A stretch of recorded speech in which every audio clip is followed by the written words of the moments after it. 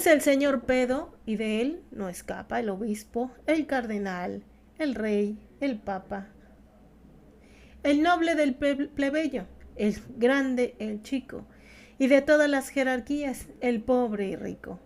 Este galán no visto y bien olido, dicen que el tripaje es concebido, y el profeta Rodas asegura.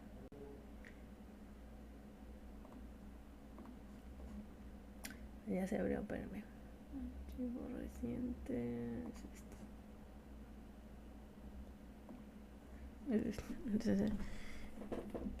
Y el profeta Rodas asegura que su madre es la mierda escorza y pura.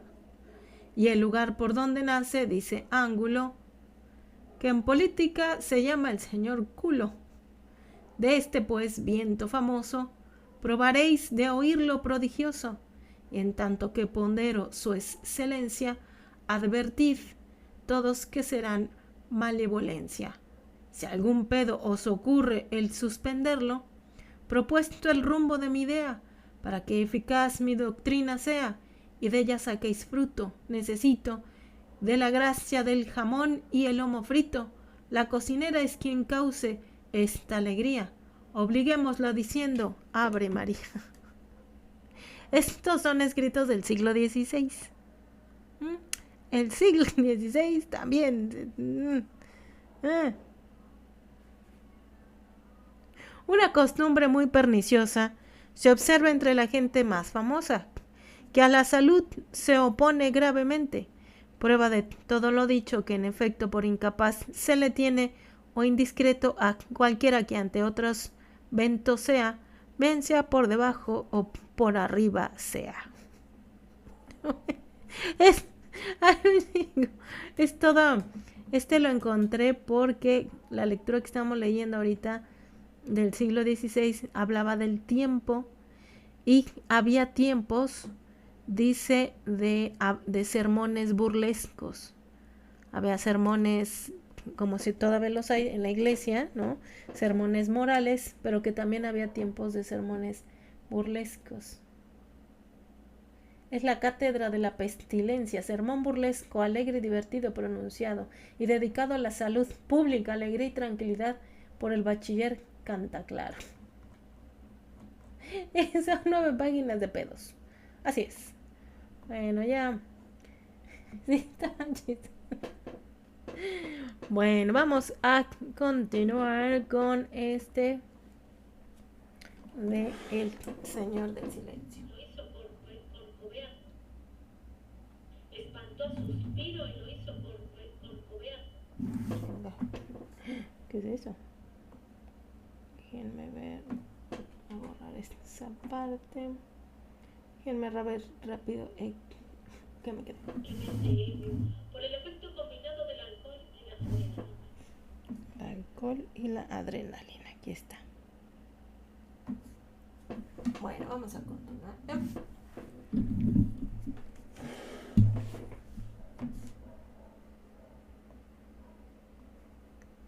Ayer no hice live, no sé por qué me sentía, pero muy cansada.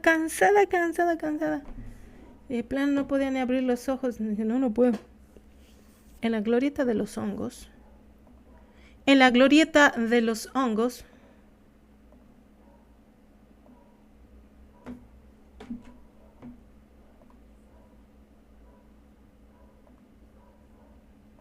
En la glorieta de los hongos, el claxon de un camión materialista espantó a Suspiro y lo hizo corcovear. Cálmate, cuaco, no te alebrestes. Y de un fuetazo en la grupa logró enderezarlo. Más adelante, cuando pasaba como una exhalación por Melchor Ocampo, un ventarrón le voló el sombrero jarano. No se dignó recogerlo. A la chingada su mejor traje. Después de rebasar por la acera a 2 camiones de la línea Juárez-Loreto, estacionados en la avenida Chapultepec, dobló a la derecha en Sonora. Se internó en la colonia Roma con dirección al sur y llegó a las puertas del sanatorio, donde un par de camilleros se echaron a correr ante su embestida. Exhausto, con empujonarazos en el hocico, suspiró por poco, lo derriba cuando le jaló bruscamente la rienda. No creyó necesario desmontar ahí. Le había declarado la guerra al destino. Ya no dejamos al orden público y entró al hospital montando a caballo, creando un pandemonium entre la gente de la antesala, que se replegó aterrada contra las paredes entre alaridos y maldiciones. Periodista vestido de charro irrumpe a caballo en un sanatorio. Clamaron al día siguiente sus enemigos de El Nacional, acusándolo de prepotencia y megalomanía. Ningún dolor justifica el atropello a los derechos de terceros. De Negri se comporta como un vándalo porque sus influencias le dan impunidad absoluta. Pero no tiene la culpa el indio, sino el que lo hace compadre. Las autoridades que lo solapan son corresponsables de sus desmanes. ¿Querían esos imbéciles que en plena tragedia se comportara como un ciudadano modelo? Al día siguiente, presionado por el director del Excelsior, pagó una multa de 500 pesos en la delegación Cuauhtémoc y cantó la palinodia. ¿Qué es palinodia? Es una nueva palabra, no la había escuchado. Déjenme ver qué es palinodia. Es palinodia. Retractación pública que alguien hace de lo que ha dicho. Palinodia. Palinodia es retractación pública de alguien que hace de lo que dijo. Ok, miren, algo nuevo aprendimos hoy, una nueva palabra. Palinodia.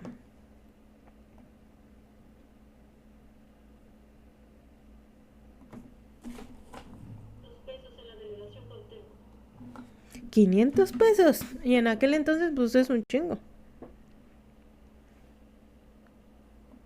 Y cantó la palinodia en público por haber protagonizado ese escándalo. Pero entre amigos se inclinaba a justificarlo por su valor simbólico. Quiso retardar la muerte con un gesto de omnipotencia, batirse a duelo con la gran fanfarrona. La revolución se hizo a caballo y el viejo había sido un diestro jinete que aprendió con los yaquis a montar a capela. ¿Había mejor manera de rendirle homenaje? Juraría que allá arriba en el cielo de los ateos, los relinchos de suspiro lo alegraron más que su llanto. Terminada la ceremonia, Bertoldo lo llevó por el viaducto rumbo a Polanco, donde tenía una comida con el embajador de Israel en la sede de la legación diplomática. Por el camino recapituló sus implagables deudas con el difunto, enhebrando recuerdos en color sepia. Evocó los años más difíciles de su niñez, cuando era un mocoso de 5 años recién llegado de Buenos Aires, y ese hombre rústico, de modales campiranos, a quien veía con recelo por no ser su padre biológico, supo conquistarlo con un trato fraternal. Equilibrado con una residumbre que solo empleaba para imponerle respeto cuando hacía travesuras graves. No era una casualidad que Pilar hubiera vuelto a casa en vísperas de ese homenaje. Dios le ponía en bandeja la oportunidad de seguir el ejemplo del viejo y ser para ella un padre ejemplar. Pero también le debió un libro que lo enalteciera ante las nuevas generaciones. 14 años atrás, en la etapa más amarga del duelo, cuando su pena empezaba a volverse desolación, había comenzado un esbozo biográfico del difunto, pero como retratarlo equivalía a pintarse a sí mismo, le pareció en algún momento que pecaba de narcisista, y lo dejó arrumbado entre sus papeles. Quizá debería retomarlo para escribir unas memorias que le hicieran justicia, pero ¿en qué cajón lo había puesto? En la comida con el embajador de Israel, apenas probó los insípidos platos de comida kosher, soñando con unos tacos de carnitas, y la reserva del diplomático no le permitió sacarle nada interesante sobre la crisis del Oriente Medio. Ni modo, manito. A pergeñar otro artículo inocuo lleno de hojarasca. De vuelta a casa, pidió a Bertoldo que se detuviera en la juguetería Ara de Avenida Insurgentes, donde compró una Barbie, 2 rompecabezas, varios peluches y una cuerda para saltar. Llegó a la Villa Bolívar como a las 5, cuando Katy le daba una lección de bordado a Pilar. «Hola, princesa. ¿Cómo te has portado?» La besó en la mejilla. Estuvo toda la mañana jugando con el perro en el jardín, contestó ella por Katy. Te traje unos regalitos, ¿quieres verlos? Lanzó un silbido y Eloy entró a la sala cargado con los regalos. Fascinada por la muñeca, Pilar la desenvolvió con avidez, sin prestar mucha atención a los demás juguetes. ¿Cómo se dice?, la leccionó Katy. Gracias, dijo Pilar en voz muy queda. Había preferido que la sirvienta no interviniera. Forzar el agradecimiento de la niña era una mala táctica para ir entrando en confianza. Aunque tenía trabajo de sobra durante 2 largas horas, le ayudó a armar un rompecabezas con la imagen de la Torre Eiffel. Como Pilar tenía una excelente memoria, encontraba fácilmente las piezas. Coeficiente intelectual no le faltaba. Estaba seguro de que esa niña tenía capacidad para triunfar en cualquier carrera. La interrogó sobre las condiciones de vida en el internado de Guadalajara. ¿Te trataban bien las monjitas? ¿Era rica la comida? ¿A qué jugabas en el recreo? Pilar le contó horrores del internado, quizá recargando las tintas para justificar su indisciplina. De comer siempre les daban un caldo aguado con 3 o 4 garbanzos. Las monjitas eran muy regañonas y la madre Águeda, su maestra, le había dejado una marca en el brazo con sus pellizcos. En invierno, el dormitorio de las alumnas era un iglú. Las sábanas de las literas ya estaban deshilachadas, y cuando alguna pedía una cobija extra, tenía que pagarla. Sus quejas lo convencieron de no volver a inscribirla en un internado. Por ese camino, solo conseguiría volverla una rebelde incorregible. Cuando terminaron el rompecabezas, prometió a Pilar llevarla en un avión a conocer esa torre tan bonita si a partir de ahora era estudiosa y buena. Llamó desde su estudio a Susana Lobato y le pidió que averiguara entre sus amigas si conocían alguna buena institutriz que le diera clases particulares a Pilar. ¿Pero no piensas meterla en un colegio? Ya la corrieron de varios. Primero tengo que enderezarla y ya veré luego si la puedo inscribir en alguna escuela. Llamó a otros 2 amigos a quienes hizo la misma solicitud para tener varias velas prendidas, y luego emprendió la búsqueda del manuscrito en el que se había borroneado sus recuerdos de infancia. Vació sin éxito 2 cajones del archivero. Tampoco estaba en la pila de legajos del escritorio. En el anaquel más alto del librero, donde acomodaba los libros en alemán, había viejos cartapacios con toda clase de documentos. Allí estaba el manuscrito mecanografiado en aquel papel revolución. En buena hora lo había rescatado, pues ya tenía los márgenes carcomidos por la polilla. Pidió a Katy que le subiera un café. Encendió un cigarro y, acurrucado en la cama, emprendió la lectura. Recuerdos de mi viejo. Debo a mi padre el privilegio de ser ciudadano del mundo y el dominio de varios idiomas, que tanto me han servido para destacar en mi profesión. Era un hombre menudo y grueso, de tez morena y cabello revuelto, con la mirada estructuradora de un astuto jugador de póker. Pero cuando se posaban en mí, sus ojos negros derramaban dulzura. Fumaba puro y al llevárselo a los labios, descubrí una ancha pulsera de cuero que no se quitaba ni para dormir. En 1917, cuando yo tenía 6 años, don Venustiano Carranza lo nombró cónsul de México en Nueva York. Una vez instalados en un modesto departamento del East Side, mi madre me inscribió en la escuela pública 64, donde el primer año me las vi negras con el idioma.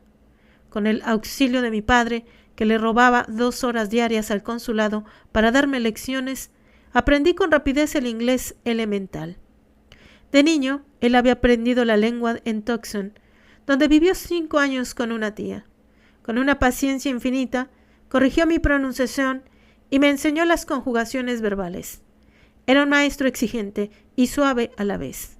Un psicólogo intuitivo que sabía presionar o aflojar en el momento exacto para extraer el mayor potencial de su alumno. Cuando me veía agotado, salíamos un rato a jugar a Central Park. De esos juegos me viene un nombre de cariño, Picho, que solo mis íntimos conocen. Como mi padre era un fanático del béisbol, me compró un uniforme de los Yankees y quiso enseñarme a batear. Nunca lo consiguió porque solo me gustaba lanzar la bola. Yo picho, grita, yo picho. Y de tanto repetir esa palabra se me quedó el apodo. Gracias a mi maestro particular de inglés, a los 6 meses de inmersión lingüística me solté hablando hasta por los codos. Sin embargo, mis conflictos en el colegio no desaparecieron. Porque mis compañeros se burlaban acrentemente de mi presbicia, que desde entonces me ha obligado a llevar lentes. Por si fuera poco, la belleza de mi madre, que me llevaba todos los días al colegio, era objeto de piropos obscenos y comentarios subidos de tueste, que despertaban mi cólera. Yo hubiera preferido que mamá fuera menos coqueta, que tuviera un busto más discreto y no lo realzara con blusas tan entalladas, pero cuando se lo pedí soltó una risilla. Saliste más celoso que tu padre. ¿Por qué voy a vestirme de monja? Hey, de negri, don't be selfish. Let me see your mother stark naked, and I'll pay you the bucks. Se atrevió a proponerme uno de sus admiradores más patanes, el gordo Carmichael, que sacaba un palmo de estatura y tenía fama de puñetero contumaz. Pese a la desventaja en peso y altura, tuve que defender... Permítanme. Pusieron el rompecabezas aquí. De vez en cuando ponen un rompecabezas en la pantalla en TikTok, porque supongo yo que como no me muevo, creen que no estoy haciendo live. Sí estoy haciendo live. Sí estoy aquí. ¿Qué quieren que me quede?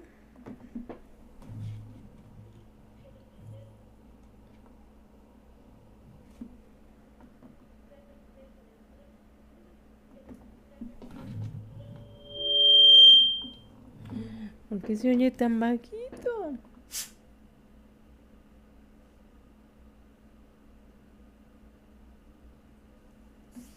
Bueno, tienes que defender.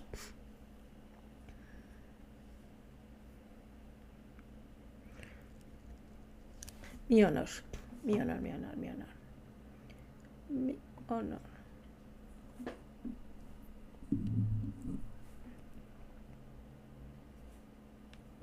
Mi honor. Como lo agarré desprevenido, pude romperle un diente de un puñetazo. Luego se recuperó y me pateó salvajemente en el suelo.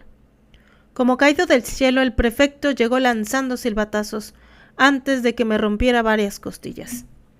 Convocados por el director de la escuela, mis padres pusieron caras compungidas cuando les dio el informe del pleito, pero al salir de ahí mi papá me felicitó.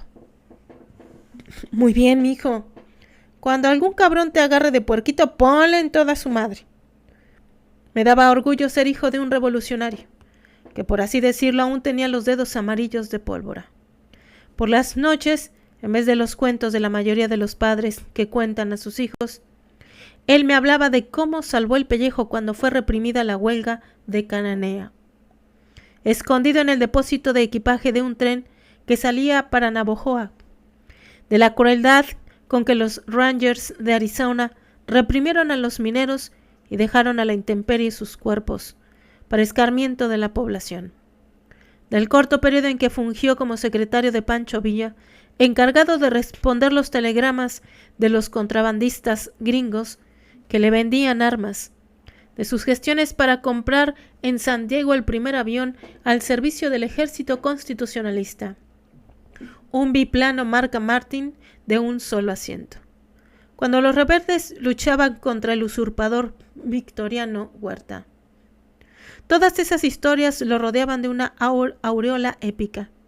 Y como en México aún no había terminado la guerra, yo ansiaba que dejara su puesto diplomático en Nueva York para llevarme con él a las trincheras. Convertidos en compinches inseparables, íbamos juntos al Yankee Stadium a festejar los jonrones. Los jonrons. Ay, es que no le mastico al inglés. Pero qué raro que cuando me salen chismes en inglés sí los entiendo todo así a pie de puntillas.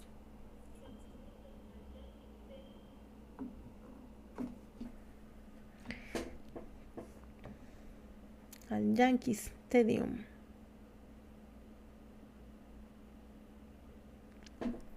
A festejar los home runs de Baby Ruth.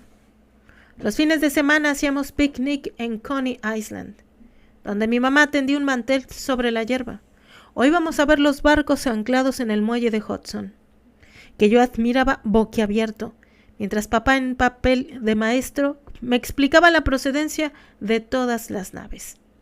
Aunque Ramón, como la gran mayoría de los revolucionarios, era un jacobino radical, respetaba las creencias de mi madre y no se opuso a que me inculcara la fe católica. De su mano asistía a los cursillos preparatorios para la primera comunión con el padre Harris, el párroco de nuestro barrio. Los domingos íbamos juntos a misa y los acordes del órgano me elevaban a los confines más puros del universo. Aunque mi vida, bien lo sé, no sea ejemplar en ningún sentido, contraje desde pequeño una devoción sencilla y profunda. Me conmovía sobre todo la infinita misericordia con que Dios perdonaba a los pecadores arrepentidos. Si Jesucristo había muerto por todos nosotros para librarnos del pecado original, lo menos que podía hacer yo para ser digno de su amor era desnudar mi alma con el padre Harris. Cada domingo le confesaba mis atroces pecados: el robo de unos chicles en la dulcería, haber copiado en el examen de biología, soltar algunas mentirijillas para que mamá, harta de lavar mi uniforme, no me castigara cuando llegara a casa con el pantalón enlodado. En 1920 volvimos a México, cuando el presidente Obregón, tras haber despachado al otro mundo a Carranza, nombró a mi padre presidente de los ferrocarriles nacionales, un medio de locomoción que conocía al dedillo por haber sido jefe de la estación de Hermosillo. Acostumbrado al bullicio de Nueva York, México me pareció una ciudad monótona y provinciana. Por haber salido tan niño de México, solo conocía una subespecie de carácter nacional, la sonorense, abierta, francota, un poco ruda en el trato social. Pronto descubrí que la gente de Mesoamérica era muy distinta a mi padre. Los apócados y ladinos, mestizos de la capital, no eran claridosos, ni miraban de frente y escondían sus intenciones bajo un intricado velo de cortesías barrocas.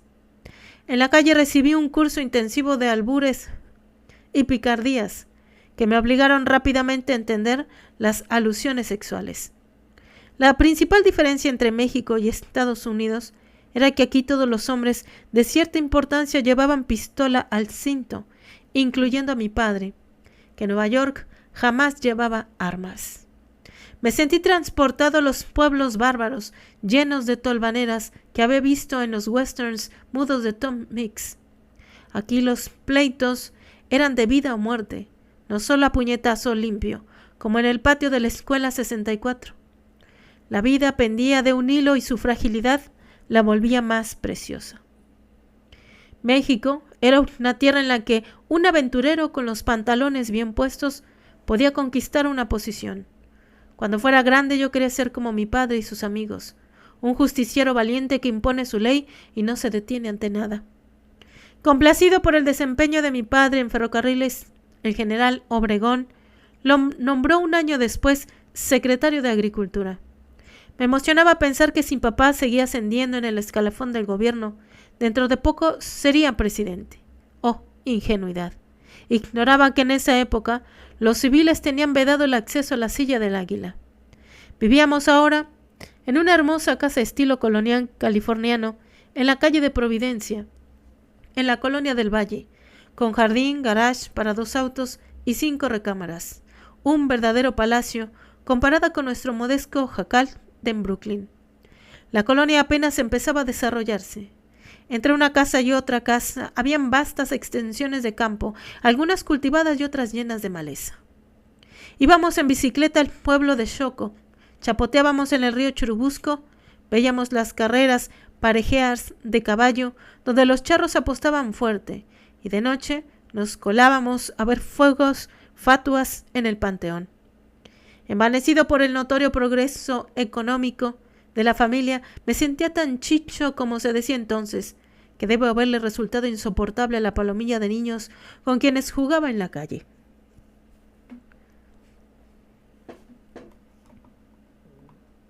No, hola Laura. No, apenas empecé, apenitas empecé.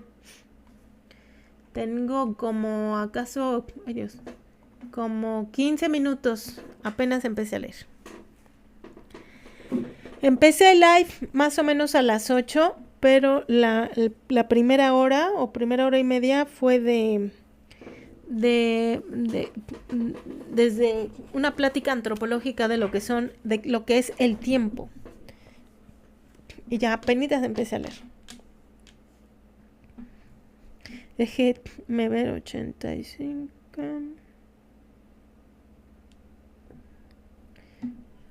Es un libro algo largo. No, ni para ver. Muy bien.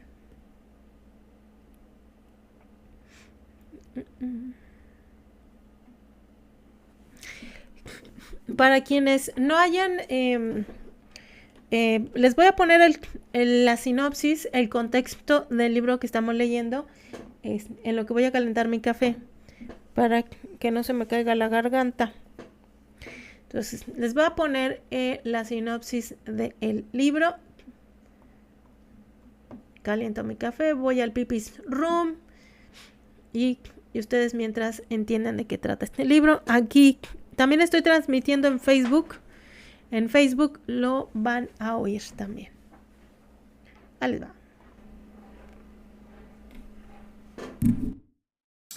No pedía mucho, carajo, solo que lo dejaran prostituirse, pero a su modo. ¿De dónde cree que aprendieron López Dóriga, Lore de Mola, la Micha y esa bola de chayoteros de este vato, de este cínicas? A mediados del siglo XX, Carlos de Negri, este cínicazo, era el líder de opinión más influyente de México. Reportero estrella del diario El Excelsior, que todavía existe esa cosa, tenía una red de contactos internacionales envidiada por todos los periodistas. Mimado por el poder, como columnista político sobresalió por su falta de escrúpulos, al grado de que Julio Scherer lo llamó el mejor y el más vil de los reporteros. Industrializó el chayote, de aquí viene, este es el papá de eso, cuando esa palabra todavía no se usaba en la jerga política. En su fichero político, donde fungía como vocero extraoficial de la presidencia y cobraba todas las menciones, podía difamar a cualquiera con impunidad absoluta. ¿Le suena conocido? Según Carlos Monsiváis, un coscorrón en esa columna representaba una temporada en el infierno para cualquier aspirante a un cargo público. Aunque ganaba millones por publicar alabanzas, se hizo más rico aún por medio de la extorsión, callándose lo que sabía de sus poderosos clientes. La personalidad pública de Carlos de Negri es indisociable a las atroces vejaciones misóginas que cometió en su vida privada. Todo un paquetito el vato. Era tan prepotente y déspota en el trato con las mujeres como en el periodismo, de modo que su patología fue a la vez íntima y social. Este vato agarró parejo. Radiografía del machismo a la mexicana y epitafio de la dictadura perfecta.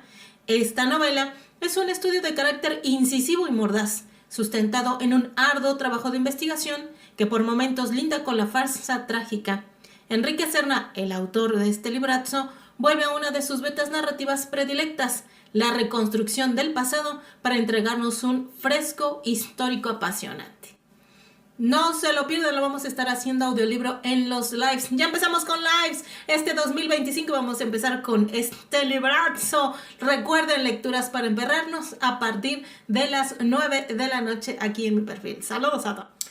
No pedía mucho, carajo, solo que lo dejaran prostituirse, pero a su modo. ¿De dónde cree que aprendieron López Dóriga, Lore de Mola, la Micha y esa bola? Ya regresé.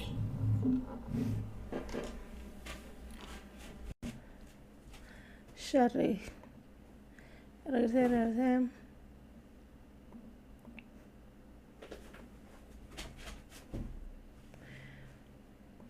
Bueno, vamos a continuar.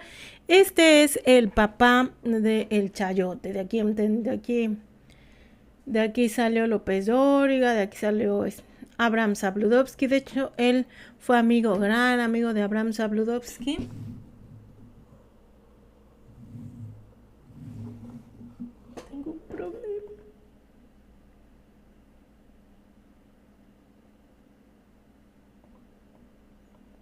Ay, ya sé.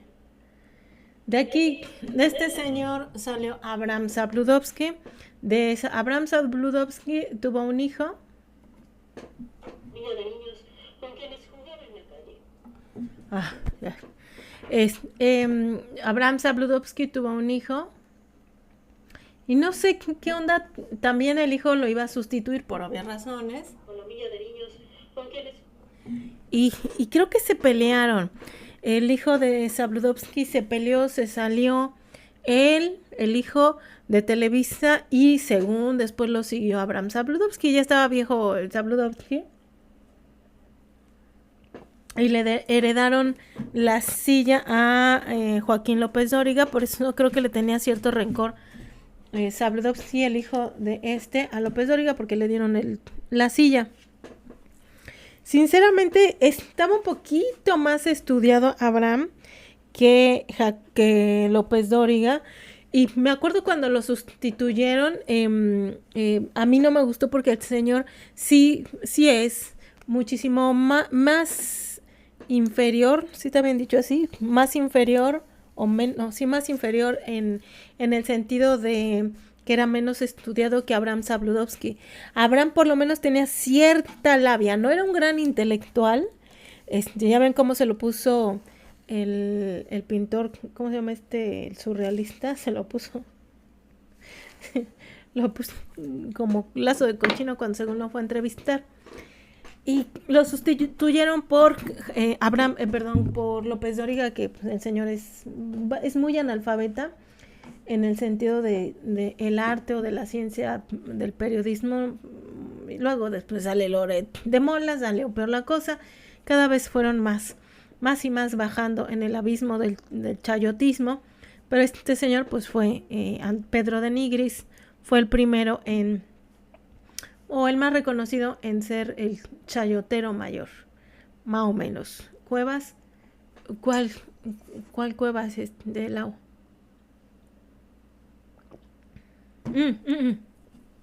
No, el del bigote, Dalí.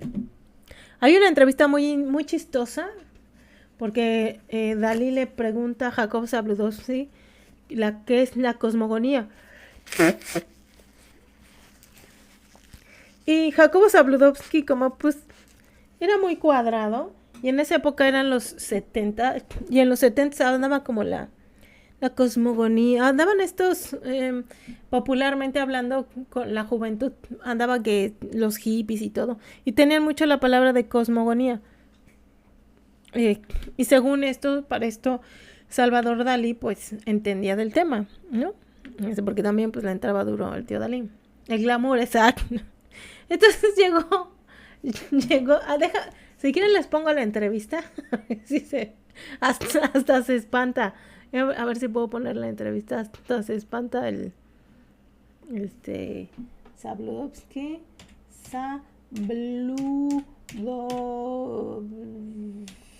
no sé cómo se escribe, entrevista con Dalí, déjense las pongo, y se espanta y los dos, los dos, por lo que tengo entendido, el Salvador Dalí, pues también era un fanfarronazo. O sea, realmente muy artista el vato no era.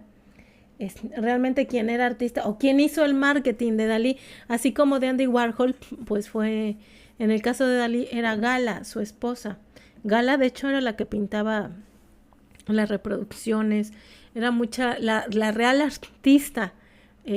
Para hacer de Dalí un personaje de marketing fue Gala, no tanto Salvador Dalí.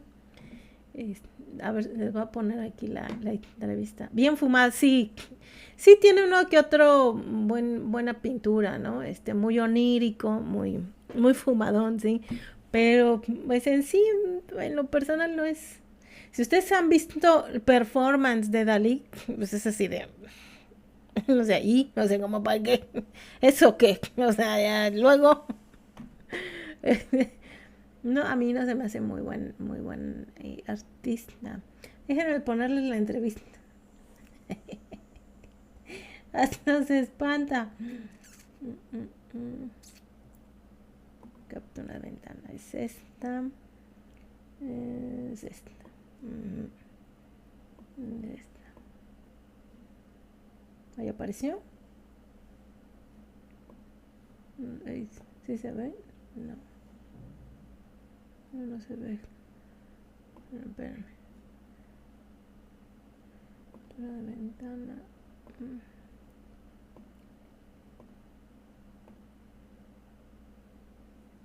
¿No se ve?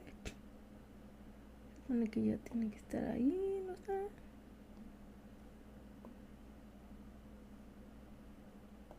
No se ve. Chis, achis. Porque tengo cosas aquí. No se ve, ¿dónde estás? Desde hace rato, no sé si es el programa este o...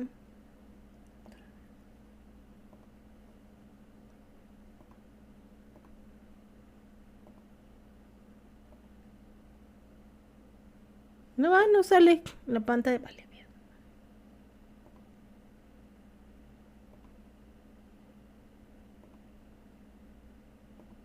No sale. Híjole, no sé qué pasa. Pero bueno, está Salvador Dalí. No sé si se oye. Manifestación artística. Mejor su genio en la pintura, en la escultura, en el grabado, en las joyas. ¿En qué tipo de manifestación artística?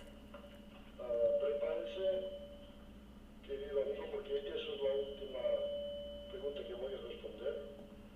O sea, mi genio, ni en la pintura, ni en el grabado, ni en la acuarela, ni en las joyas, ni en la litografía. ¡Es la cosmogonía! ¿Qué es la cosmogonía? Me encanta porque está Salvador Dalí. ¿En dónde es artista, no? Le pregunta a tío Jacobo Sablos. No es en la pintura, no es en el arte, no es en las joyas, es en la cosmogonía. Y el otro se espanta, así de ¿qué pedo? ¿Por dónde nos llegan? Y el otro, ¿qué es cosmogonía? Y Salvador así de, ay, no mames, hice todo mi performance para que me haga tus preguntas, pendejas. Se acuesta de pedo. Está en YouTube, no sé por qué no se las pude poner, pero está ahí en YouTube. Hola Nadine, ¿cómo estás? Buenas noches. Se supone que sí, pero Nadine, también estoy previniendo eso, estoy también en Facebook, en YouTube. Mira, te voy a poner aquí las redes. En Facebook estoy como Sofía Máximo Navarro y también estoy haciendo transmisión en vivo aquí a la par. En YouTube estoy subiendo ya los en vivos. Este que estamos grabando ahorita lo voy a subir mañana. Ya tengo 4 en vivos ahí grabados, ya están subidos. En YouTube estoy como Sofi Espacio Max. En el Clapper, no sé si continuar con Clapper porque lo veo muy poco movido.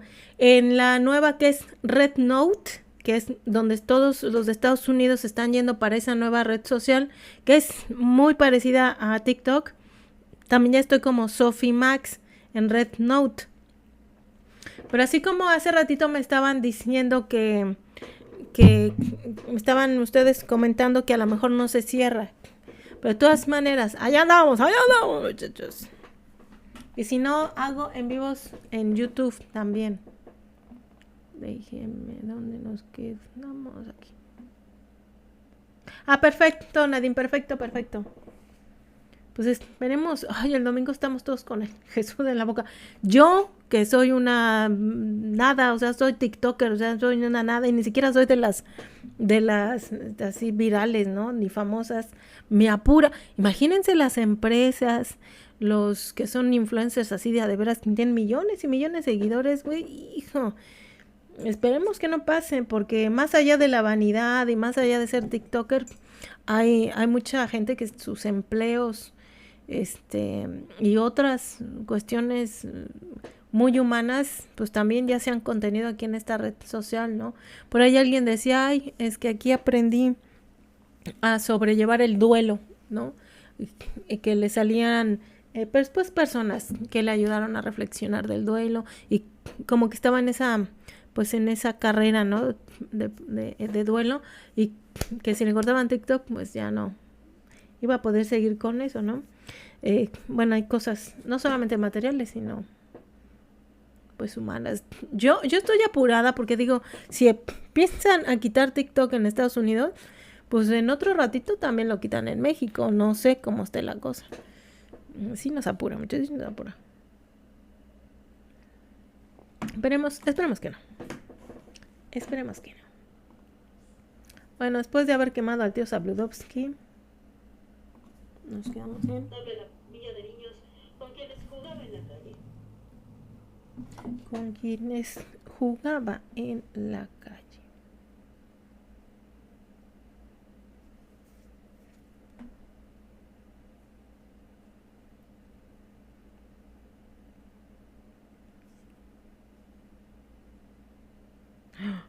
¿Dónde? Entonces, en esa época, dice aquí el texto que los civiles no podían ser candidatos a presidentes. Bueno, hoy tampoco. Reflexionando, hoy tampoco. Si no estás en un partido político y no das mochada, si no te apadrina alguien, tampoco. No hemos cambiado. Olvídenlo, ya no me tengo que extrañar. Seguimos en las mismas, ¿eh? Nada más que nos hacemos pendejos.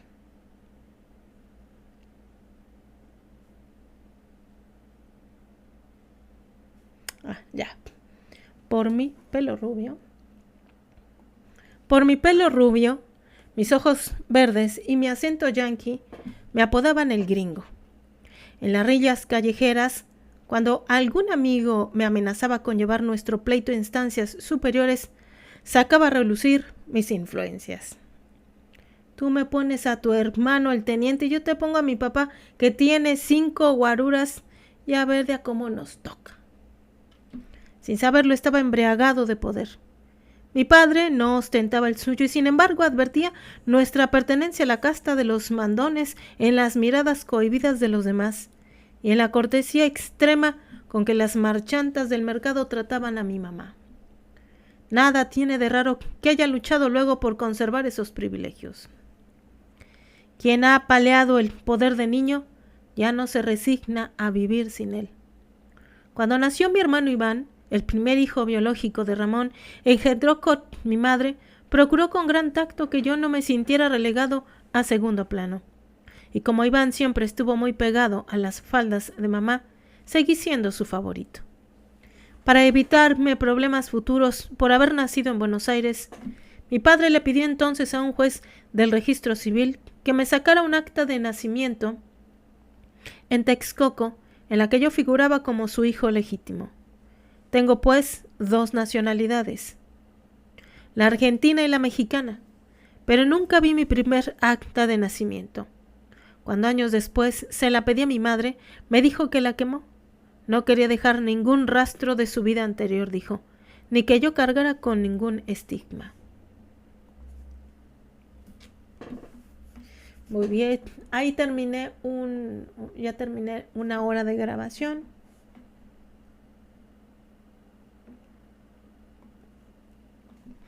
Les pregunto, ¿quieren que sigamos con este libro un ratito más o ya seguimos con el de Al filo del agua? ¿Qué me dicen? ¿Qué me dicen personas? ¿Qué me dicen gente? O ya le seguimos con este, con este de Al filo al agua. Al filo del agua, perdón. Ejercicios de encierro. Uf, este libro tiene polilla, me va a dar. Me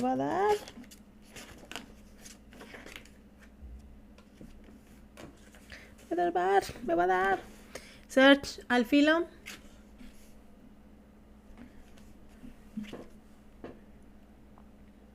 Oigan, ya tengo el libro de Nadia Comaneci, la gimnasta rumana, de cómo cuando era niña, cuando la reclutaron del orfanatorio, ella junto con otras chiquillas, cuentan pues cómo las entrenaban, una salvajada tremenda.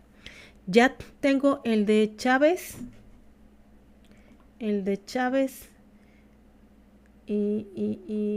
la, o sea, la brujería de Chávez, de los brujos de Chávez, cómo este señor pues dentro de su mandato pues tenía ciertas creencias.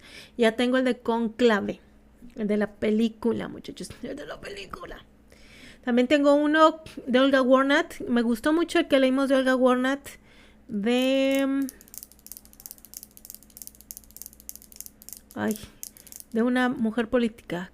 Creo que fue de Marta Sagún, pero tengo un libro que se llama Putas y Guerrilleras. Es un recorrido histórico de las guerrilleras y las prostitutas de la Revolución. Tengo Televisa, El Quinto Poder, Traición de Palacio, de Hernán Gómez. Ese de Traición en Palacio no lo quiero leer, pero aquí luego los amlovers se abalanzan. Verdugos, asesinatos brutales y otras historias de México. Voces de las mujeres de la selva. Yo puta, hablan. Ese me hubiera gustado empezar el live con ese, pero es como muy fuerte.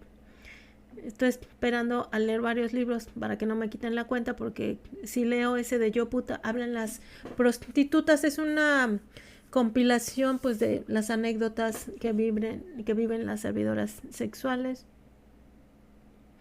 Hay otro muy divertido o reflexivo que se llama Yo tú ex 10 historias para tomarse el divorcio nada en serio. Bueno, tengo así un chorro de libros.